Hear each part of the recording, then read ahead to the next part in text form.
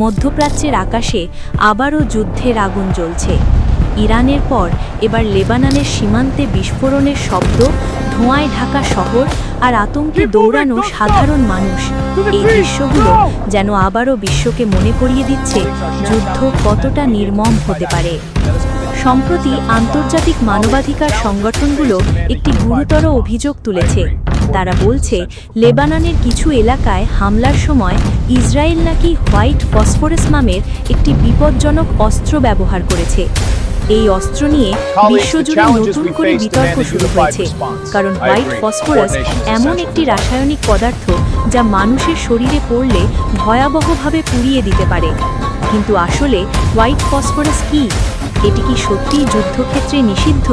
আর Israel Lebanon সংঘাতে এর ব্যবহার নিয়ে কেন এত বিতর্ক?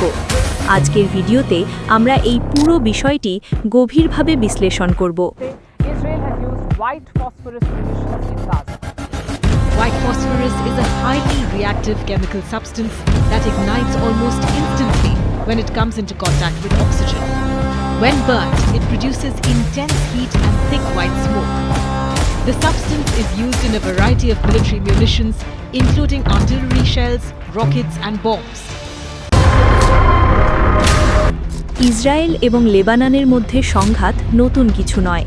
দশকের পর দশক ধরে এই দুই দেশের সীমান্ত এলাকায় উত্তেজনা চলেই আসছে। বিশেষ করে লেবাননের দক্ষিণ অংশের সক্রিয় সংগঠন হিজবুল্লাহ এবং ইসরায়েলের মধ্যে প্রায়ই সংঘর্ষ দেখা যায়। 2006 সালে এই দুই পক্ষের মধ্যে বড় একটি যুদ্ধ হয়েছিল। সেই যুদ্ধের পর থেকে পরিস্থিতি কিছুটা শান্ত হলেও পুরোপুরি স্থিতিশীল কখনোই হয়নি। সাম্প্রতিক সময়ে গাজা যুদ্ধ এবং মধ্যপ্রাচ্যের রাজনৈতিক উত্তেজনা বাড়ার সাথে সাথে ইসরায়েল লেবানন সীমান্ত আবারও অস্থির হয়ে উঠেছে। রকেট হামলা, বিমান হামলা এবং সীমান্ত সংঘর্ষের খবর প্রায়ই আন্তর্জাতিক সংবাদে দেখা যাচ্ছে। এই উত্তেজনার মধ্যেই উঠে এসেছে হোয়াইট ফসফরাস ব্যবহারের অভিযোগ। হোয়াইট ফসফরাস মূলত একটি রাসায়নিক পদার্থ। এটি বাতাসের সংস্পর্শে আসলে খুব দ্রুত জ্বলে ওঠে এবং প্রচণ্ড তাপ উৎপন্ন করে। এর ফলে তীব্র ধোঁয়া তৈরি হয়। সামরিক ক্ষেত্রে এই পদার্থটি সাধারণত তিনটি উদ্দেশ্যে ব্যবহার করা হয়।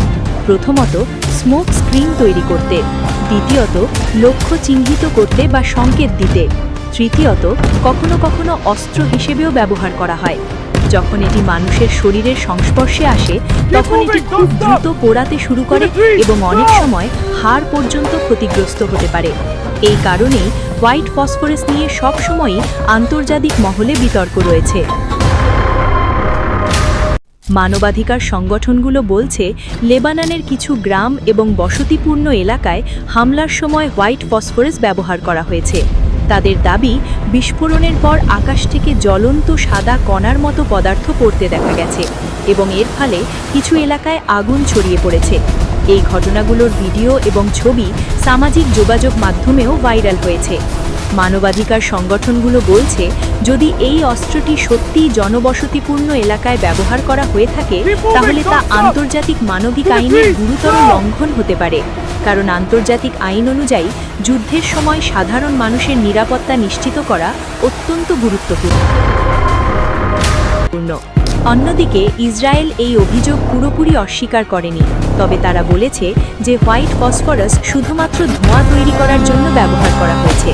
ইসরায়েলি সামরিক বাহিনীর মতে, এই ধরনের অস্ত্র অনেক সময় সামরিক অপারেশনের সময় আড়াল তৈরি করার জন্য ব্যবহার করা হয়, যাতে সৈনিকদের নিরাপত্তা নিশ্চিত করা যায়।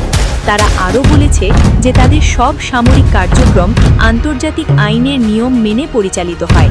এই কারণে এই অভিযোগ নিয়ে এখনও আন্তর্জাতিক পর্যায়ে তদন্ত ও বিতর্ক চলছে। আন্তর্জাতিক মানবিক আইন অনুযায়ী হোয়াইট ফসফরাস পুরোপুরি নিষিদ্ধ নয়, তবে এর ব্যবহার নিয়ে কিছু কঠোর নিয়ম রয়েছে।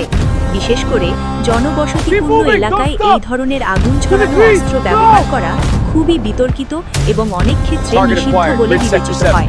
জাতিসংঘ সহ বিভিন্ন আন্তর্জাতিক সংস্থা বলছে, যুদ্ধের সময় সব পক্ষেরই উচিত সাধারণ মানুষের জীবন রক্ষা করা এবং অপ্রয়োজনীয় ক্ষতি এড়ানো।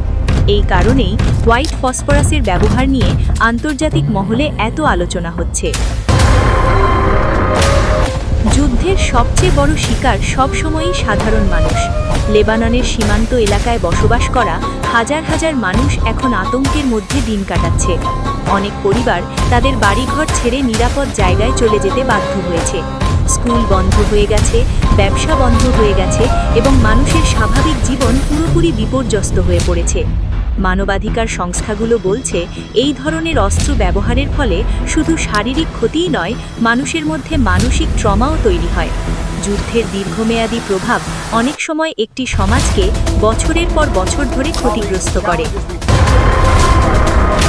এই ঘটনাগুলো সামনে আসার পর আন্তর্জাতিক মহলে ব্যাপক প্রতিক্রিয়া দেখা গেছে। বিভিন্ন মানবাধিকার সংগঠন এবং কিছু দেশ এই অভিযোগের তদন্তের দাবি জানিয়েছে।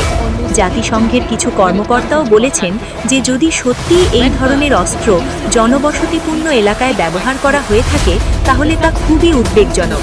বিশ্বের অনেক বিশ্লেষক মনে করছেন, মধ্যপ্রাচ্যে যদি এই উত্তেজনা আরও বাড়ে তাহলে তা পুরো অঞ্চলের স্থিতিশীলতার জন্য বড় ঝুঁকি তৈরি করতে পারে।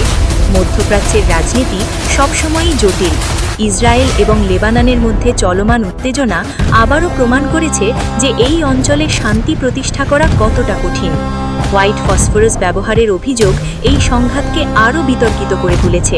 তবে সবচেয়ে গুরুত্বপূর্ণ বিষয় হল, যুদ্ধের মাঝে যেন সাধারণ মানুষের জীবন সবচেয়ে বড় মূল্য না হয়ে দাঁড়ায়। কারণ ইতিহাস বারবার দেখিয়েছে, যুদ্ধ কখনোই স্থায়ী সমাধান নিয়ে আসে না। শান্তি, কূটনীতি এবং পারস্পরিক বোঝাপড়াই শেষ পর্যন্ত একটি স্থিতিশীল ভবিষ্যতের একমাত্র পথ।